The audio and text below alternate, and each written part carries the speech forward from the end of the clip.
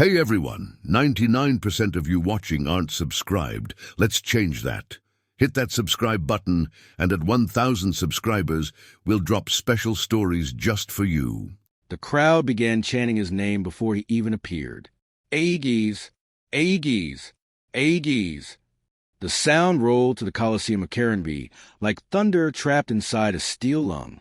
100,000 spectators filled the tiered stands beneath the twin suns, their silhouettes flickering against energy shields that shimmered faintly in anticipation of violence. Then the arena gates opened. He stepped through smoke and light as if emerging from a star. Aegis Prime. His armor absorbed the sunlight and returned it as a cold, white gleam. Layer upon layer of adaptive nanocarbon plating interlocked seamlessly across his frame. Microreactors pulsed beneath the surface, visible only as faint rivers of cobalt glow that trace along his limbs and chest. Gravitational stabilizers adjusted with each step, bending dust away from him in soft spirals. Every movement carried weight, not just physical mass, but reputation. He had ended the siege of Talrith by standing alone at a breach point for 17 hours. He had survived atmospheric re-entry without a vessel. Once, a war cruiser had fired on him out of pride. He had walked away. Children wore miniature replicas of his helmet. Entire systems signed defense treaties because he existed. The commentators' voices boomed overhead. Structural density equivalent to reinforced starship hull. No recorded breach event in 12 years of deployment. The definition of absolute defense. Aegis stopped at the center of the arena floor. The impact of his final step sent a controlled tremor through the ground, enough to remind the audience that this was no theatrical display. He raised one armored fist. The chant became a roar. Then the opposite gate opened. No smoke, no dramatic lighting, just a soft mechanical sigh. She walked out alone. Lyra Vale wore a fitted suit of woven silver fabric that seemed almost liquid in the light. No visible shielding emitters. No reinforced plating. No weapon harness. Her boots made the faintest whisper against the arena floor. The crowd's roar faltered. Then laughter rippled outward in confused waves. Aegis tilted his helmet slightly. His internal sensors immediately began cataloging her. Mass, unremarkable. Heart rate, steady. No detectable energy signatures beyond baseline biological function. No concealed armament. Probability of threat, 0.0003%. He opened a private channel to the officiating council. This is an error. The council's reply came cool and composed. No error. Proceed. Lyra stopped 20 meters away from him. Up close, she looked younger than the holofeed suggested. Dark hair pulled back. Eyes that did not flinch under the glare of his armor's photonic lenses. She was not trembling. That interested him. You requested this match, Aegis said, voice amplified and resonant. You understand what I am? Yes, she replied. Her voice carried naturally, somehow reaching the farthest seats without mechanical aid. You're a system optimized to resist force. A faint murmur moved through the crowd. That's an oversimplification, he said. It's an accurate one. The air between them tightened. Above, the broadcast drones adjusted their angles, focusing on the contrast, an armored colossus and a woman who appeared dressed for a laboratory demonstration. Aegis shifted his stance slightly, the arena floor indenting beneath his boots. Withdraw. There is no outcome here that benefits you. Lyra's expression softened, not with fear, but with something like sympathy. I'm not here to defeat you, she said. Then you're here to lose. A pause. No, she said gently. I'm here to listen. The gong sounded. The first second passed in stillness. The second ended in catastrophe. Aegis moved. To the human eye, he vanished. Thrusters ignited, without visible flame, gravitational drives compressing space beneath him. He crossed the arena in less than a blink, fists drawn back, kinetic amplifiers surging. The impact point glowed white. The floor disintegrated under force. A shockwave erupted outward, rattling containment shields and sending dust into a spiraling wall. The crowd screamed in exhilaration. When the debris cleared, he was alone. Aegis's visor recalibrated instantly. Thermal sweep. Infrared, neutrino trace, air displacement modeling. She stood behind him, not running, not teleporting, simply standing as though she had always been there. He pivoted, faster this time. She hadn't disturbed the dust. His internal processors spiked anomaly warnings. "You moved," he said. "Yes." "How?" She tilted her head slightly. "You assume motion requires speed." The audience fell into uneasy silence. Aegis activated a localized shockwave burst, an expanding dome of force meant to flatten everything within a 100-meter radius.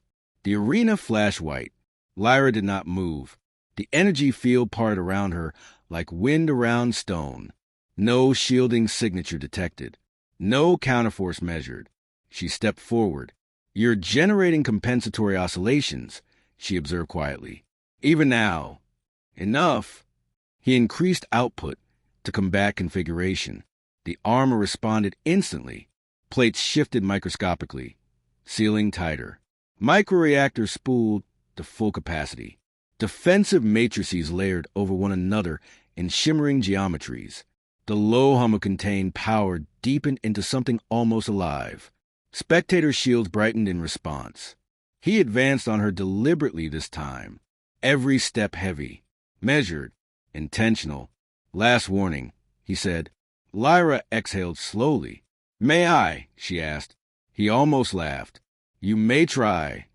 She closed the final distance herself.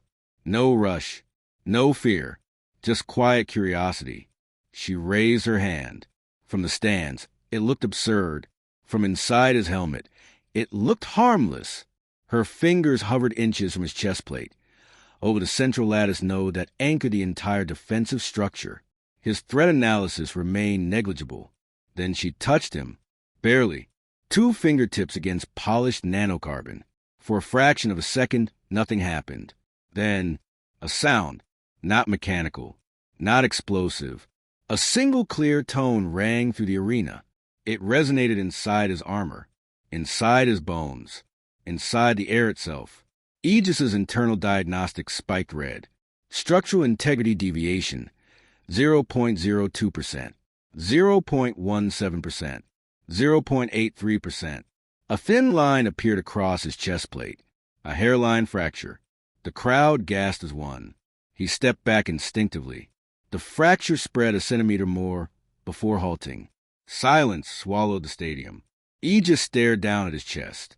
The armor had endured asteroid impacts. It had absorbed antimatter pulses. It had survived the crushing gravity of a dying moon. Nothing had ever marked it. Nothing.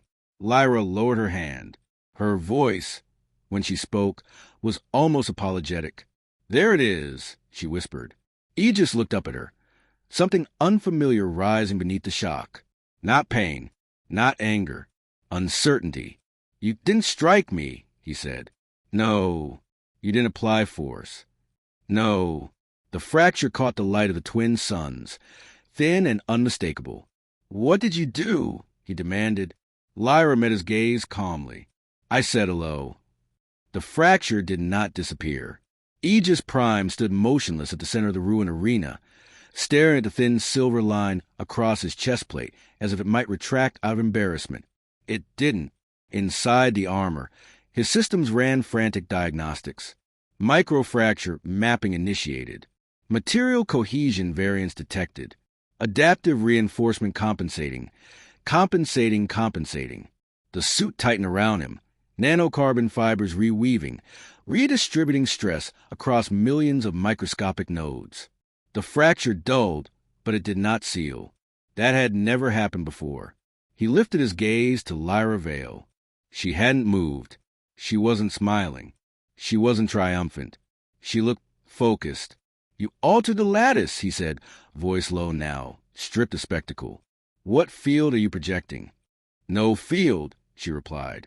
"I match one." The crowd murmured uneasily. The commentators had gone silent. Aegis spread his arms slightly, letting the armor flare in full combat configuration. Plates shifted outward. Stabilizers deployed along his spine and legs. The air thickened as gravitational compensators activated. "Then match this." He struck the ground with both fists. The arena floor imploded. A compression wave ripped outward in a perfect circle, pulverizing stone into reticulate dust and hurling it skyward in a spiraling column. The shock wave slammed against containment shields with enough force to rattle the upper tiers. Lyra stood at the epicenter. For a split second, she vanished in the storm. Then she reappeared through thinning dust, untouched. Aegis's sensor screamed. There was no protective barrier around her, no measurable distortion, no displacement of force. The compression wave had simply folded. He launched forward again, faster than before. This time he didn't rely on brute impact. His gauntlet split open mid-flight, revealing a concentrated plasma emitter. A beam of coherent stellar heat lanced toward her, hot enough to carve through cruiser hulls. Lyra raised her hand, not to block, but to place her fingertips lightly against the beam's path. The plasma flickered, not deflected, not dispersed. Its intensity began to oscillate. Aegis saw it immediately. Frequency instability in the emission pattern. The beam destabilized, collapsed inward, and imploded into a harmless shimmer of light that scattered like dying embers. His arm unit overloaded and shut down with a sharp crack. The crowd gasped. She stepped closer. "You see," she said softly, "it's not about strength. It's about timing." He disengaged the damaged emitter and switched to missile deployment. Micro-projectiles burst from his shoulders in precise spiral formation, each programmed with adaptive tracking and explosive yield. They curved toward her from every angle. Lyra closed her eyes. Just for a moment, the missiles began to hum, not from their engines. From within, their trajectories wavered. The spiraling formation tightened, not around her, but around itself. Each projectile drifted slightly out of sync with its guidance algorithms. A half millisecond, a quarter, just enough. They collided midair in a chain of muted detonations far above her head. Aegis landed heavily on the fractured floor, boots cracking stone. "You're interfering with my control systems." "No," she said. "Your systems are interfering with themselves." He stared at her. She gestured lightly toward his armor. "Your suit is constantly compensating, micro-adjusting for pressure, temperature, momentum, electrical flux. It's never still, never silent. Every layer hums. That hum is stability." "It's tension," she corrected gently. Aegis activated full-spectrum scanning, widening his sensory range beyond the physical. He tuned into subatomic vibration signatures, searching for external manipulation. That's when he heard it, not through his ears, through the armor, a faint tone, so subtle he had always filtered out as background noise, the harmonic resonance of the suit's lattice-maintaining structural cohesion. Lyra took another step forward. "Everything has a natural frequency," she continued. "Glass, steel, bone, even stars. Strike the right note at the right amplitude." She lifted her hand again, and the structure does the rest. He didn't retreat this time. He couldn't. He needed to understand. She placed 2 fingers against his shoulder plating. The tone rang again, lower than before, deeper. The fracture across his chest flared brighter and then multiplied. Hairline cracks raced across his shoulder like lightning frozen in silver. The plate shattered outward in a crystalline burst. Fragments scattered across the arena floor, dissolving into inert dust before they landed. Inside the suit, emergency dampeners engaged. Structural integrity, 82%, 81%, 80%. Aegis staggered back. Pain lanced through him, not from impact, but from feedback. The suit and his nervous system were linked. Every destabilized note echoed through his body like a dissonant chord. "What are you doing?" he demanded, anger and disbelief colliding in his voice. Lyra's eyes opened fully now. "Listening," she repeated. He roared. The sound reverberated across the stadium as he triggered maximum output across all remaining systems. Thrusters ignited. Gravity wells spiked. Plasma arcs crackled along his limbs. The arena became a storm. He blurred across it in erratic bursts, striking from impossible angles. Each blow fractured the ground. Each impact sent tremors through the city beyond. Lyra did not match his speed. She adjusted her position with minimal motion, Small shifts of weight, subtle pivots, precise placement of her hand against the armor as he passed. Each touch produced another tone. Each tone widened the fractures. Breastplate, left thigh, right forearm. Chime, chime, chime. The sounds layered into a haunting harmony that echoed through the arena. Aegis felt it now, not just externally, but internally. The armor's stabilizing hum had shifted. It was no longer a single cohesive frequency. It was a chorus unraveling. He lunged one final time, gathering every ounce of stored kinetic energy into a single descending strike meant to end the match in one cataclysmic blow. Lyra didn't dodge. She stepped inside the arc of his attack and pressed her palm flat against the center of his chest. The tone that rang out this time was not singular. It was a chord, perfectly in phase with the suit's internal resonance. For half a second, everything froze. Then the breastplate exploded outward in a radiant cascade of shards. Not violently, not chaotically, almost beautifully. The pieces separated along invisible geometric lines, dissolving midair into harmless particulate light. A shock wave rolled outward, but it carried no destructive force, only release. Aegis crashed to one knee. Half his armor was gone. Exposed underlayer plating flickered weakly where primary systems had failed. His breathing was audible now, raw and human inside the helmet. The crowd was utterly silent. Lyra stood before him, hand lowered. She was breathing harder now, though she tried not to show it. Resonance works both ways. He looked up at her, not with fury, but with something far more dangerous. Doubt. For the first time in 12 years of recorded battles, Aegis Prime understood a terrifying possibility. His armor had never been indestructible. It had only never met the right frequency. Dust drifted slowly through the arena, like falling ash. Half of Aegis Prime's armor lay scattered in crystalline fragments across the fractured floor. What remained clung to him in uneven sections, one gauntlet intact, portions of leg plating still humming weakly, the spine stabilizer flickering as it struggled to compensate for catastrophic imbalance. He knelt, one hand braced against stone. For the first time in years, he could feel the air on his skin through exposed seams in the suit. It felt cold. Across from him, Lyra Vale stood still, not advancing, not retreating. The twin suns reflected in her eyes, steady and unafraid. The crowd did not cheer. They did not breathe. Aegis rose slowly. The movement was heavier now, not because he lacked strength, but because something foundational had shifted. The armor's hum, once constant and reassuring, was fractured, out of phase, discordant. Inside the suit, diagnostic alerts cascaded. Harmonic lattice instability.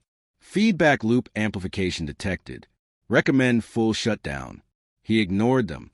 You could have ended this, he said, voice no longer amplified to thunder. The damaged speakers gave a rough, human texture. When the breastplate shattered, yes. Why didn't you? Lyra studied him for a long moment. Because you're still fighting the wrong thing. He clenched his remaining armored fist. You're the only thing here. No, she said gently. I'm not. She stepped closer. He did not move to stop her. You're fighting the idea that you must never yield, she continued. Your suit is built around that principle. Resist every force. Counter every vector. Brace against everything. That's what keeps people alive. It also keeps tension trapped. A faint vibration pulsed through the remaining armor, almost as if it were reacting to her words.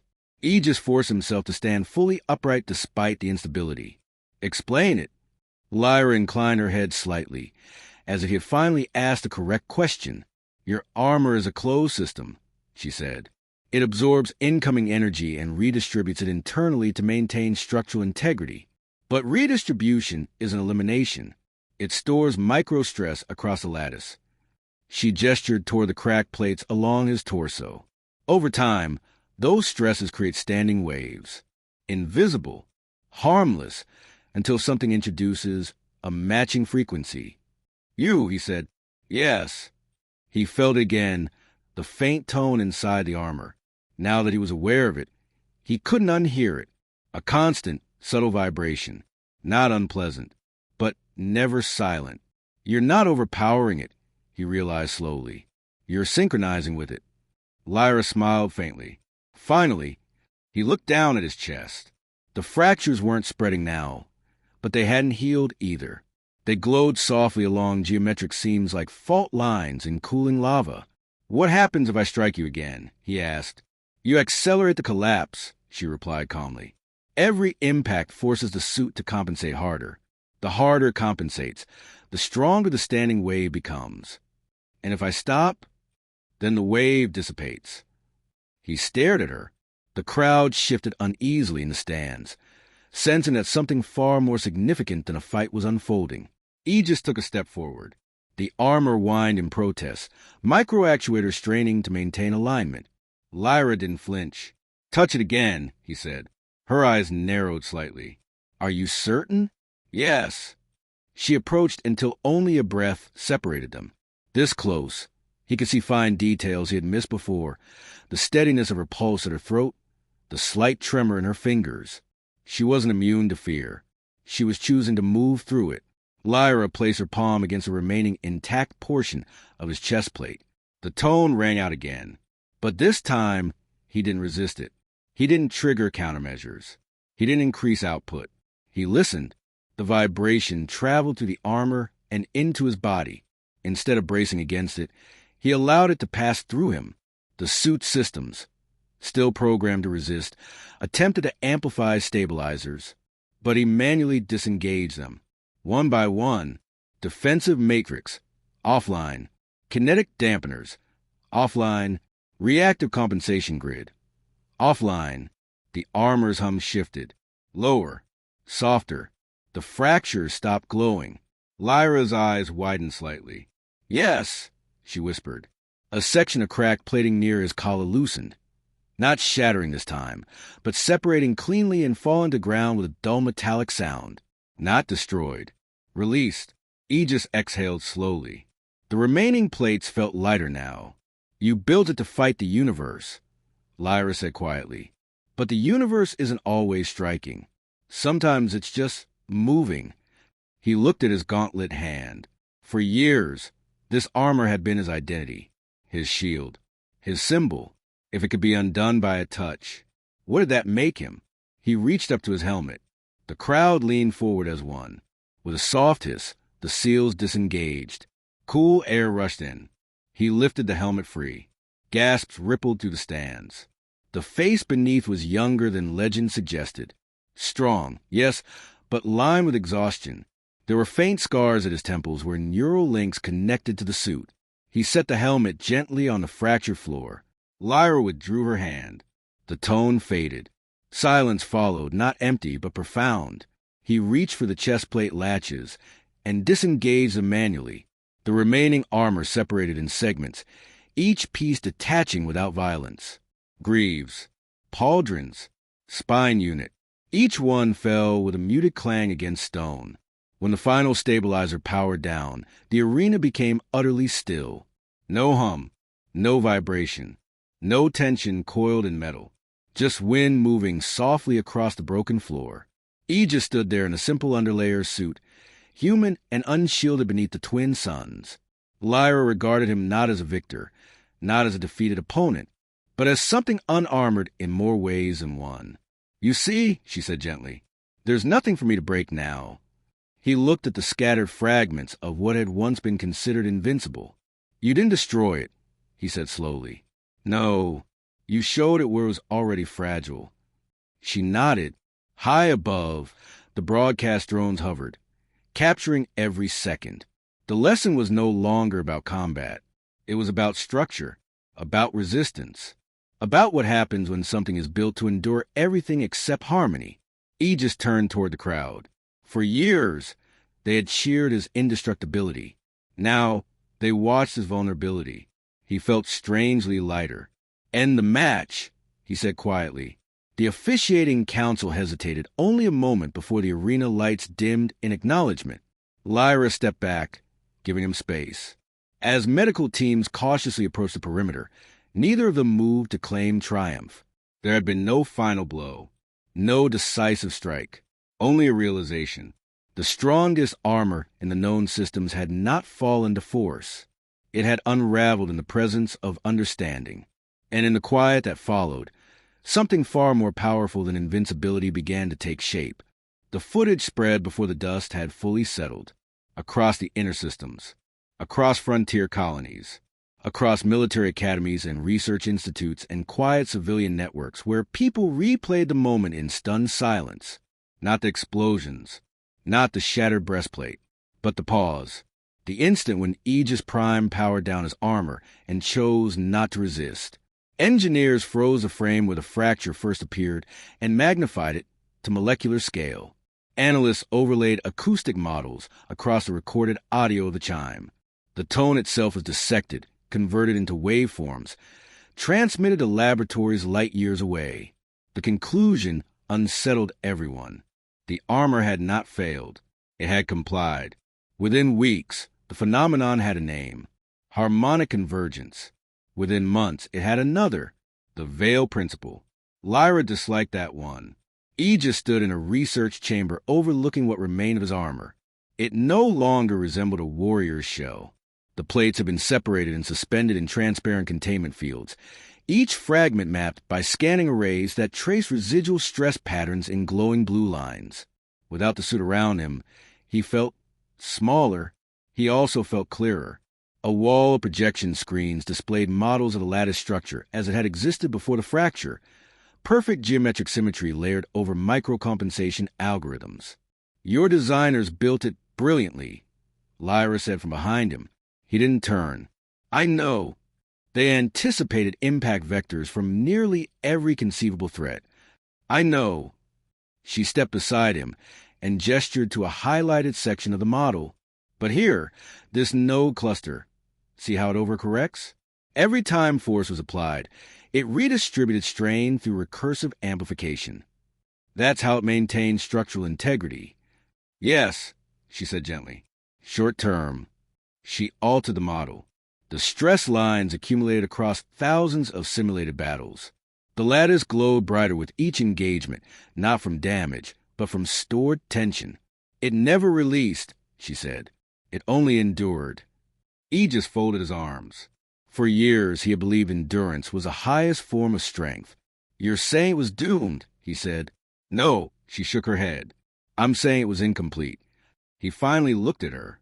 "You could have weaponized this," he said. "Collapse fleets, dismantle planetary shields, topple governments in an afternoon." Her gaze didn't waver. Resonance works both ways. He understood the implication. To shatter something through harmonic alignment, one had to open oneself to the same frequencies. The energy exchange was mutual, precise, dangerous. "What would have happened," he asked quietly, "if I hadn't powered down?" She considered the question carefully. "The cascade would have accelerated," she said. "Your armor would have fragmented violently. The feedback through your neural link," she hesitated. "It might have stopped your heart." Silence settled between them. "You risked that," he said. "Yes." "Why?" Lyra turned toward the suspended fragments of nanocarbon. "Because every civilization we encounter builds thicker walls," she said softly. "Bigger fleets, harder shields. We keep escalating resistance." She walked toward the containment field, studying the fractured breastplate. But resistance accumulates stress, not just in materials, in cultures, in people. He followed her gaze. "You saw loneliness," he said. She nodded faintly. The armor's frequency wasn't just mechanical. It was patterned around isolation. It was designed to ensure you never had to rely on anything or anyone else. Aegis looked down at his hands. For years he had stood alone at the front of every conflict, because he could, because he believed that was strength. Below the research chamber, construction drones moved across the capital's skyline, but they weren't reinforcing existing towers with heavier alloys. They were redesigning them. Flexible support struts, oscillation dampeners built to dissipate stress instead of containing it, materials engineered with intentional elasticity. Military prototypes followed soon after, not thicker hulls, but adaptive frameworks designed to shift under impact and return to equilibrium without storing destructive tension. The first test vessel bent visibly under asteroid collision and did not crack. Weeks later, Aegis returned to the Coliseum of Charon V. The fractured arena floor had been repaired, though faint lines remained where the battle had occurred. The council had requested a ceremony, some declaration of victory or progress. He declined speeches. Instead, he walked to the center of the arena alone. No armor, no amplification. Lyra stood at the edge of the field, observing quietly. The stand were full again, but the mood was different. Curious, reflective. Aegis addressed them without raised volume. "For years," he said, "you believed I was unbreakable." The words carried in the still air. "So did I." A ripple of uneasy laughter moved through the crowd. "I was wrong." He let the silence sit. "My armor failed because it could not yield. It absorbed everything. It trusted nothing." He turned slightly toward Lyra. "She didn't defeat me with force. She revealed a flaw in my design." He looked back at the audience. Strength without flexibility is not strength. It is tension waiting for the right note. The crowd did not erupt into cheers this time. They listened. Above, the twin suns shifted toward late afternoon, casting long shadows across the arena floor. After the ceremony, he found Lyra waiting near the exit corridor where they had first faced one another. "You didn't have to do that," she said. "Yes, I did." They walked together into the quieter halls beyond the stadium. "Will you rebuild it?" she asked. He thought about the suspended fragments in the lab, the history embedded in each plate. The battle survived. "Not the same way," he said. She studied him. "You still want armor." "I still want protection," he corrected, "but not isolation." They reached the balcony overlooking the Capitol once more. The skyline shimmered, not rigid, but subtly dynamic as new materials shifted with thermal currents. "You change more than technology," he said. "No," she replied softly. "You did." He leaned against the railing. "For the first time in my life," he admitted, "I don't know what I am without it." Lyra rested her hands lightly on the cool metal beside him. "Human," she said. The words settled between them. Simple, unarmored. Far below, the city pulsed with quiet innovation. Not louder, not heavier. Harmonized. Aegis closed his eyes briefly and listened. Not for alarms. Not for threats. Just for the subtle, living frequencies of a world in motion. There was no single dominant tone anymore. No rigid hum of constant resistance. Only shifting layers of sound, flexible, responsive, alive. Once, his armor had been the strongest structure in the system. It had shattered at the lightest touch. And in its place, something far more resilient had begun to resonate.